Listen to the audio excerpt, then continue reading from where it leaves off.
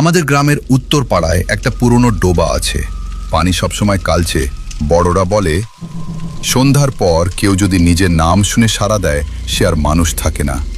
এক বর্ষার রাতে বৃষ্টি থেমে যাওয়ার পর নাইম বাড়ি ফিরছিল ওই ডোবার পাশ দিয়ে। হঠাৎ পানির ভেতর থেকে টুপ টুপ শব্দ। সে থামল। তারপর স্পষ্ট শুনতে পেল, নাইম, একটু সাহায্য কর। গলাটা ছিল তার ছোট বোনের মতো। নাইম অবাক, তার বোন তো বাড়িতেই। ডোবার পানিতে সে দেখল পানির উপর ভেসে আছে একটা মুখ। মুখটা তার বোনের, কিন্তু চোখ দুটো পুরো সাদা। ধীরে ধীরে সেই মুখটা পানির নিচ থেকে ওপরে উঠতে লাগলো। শুধু মুখ না, তারপর গলা, তারপর অস্বাভাবিক লম্বা ভেজা শরীর। পা নেই, শুধু লম্বা কালো ছায়ার মতো কিছু টেনে আনছে নিজেকে।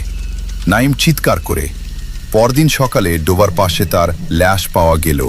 আর এখন নাকি রাত হলে ডোবার পানিতে দুটো মুখ ভাসে, একটা নাইমের আর একটা তার বোনের মতো দেখতে।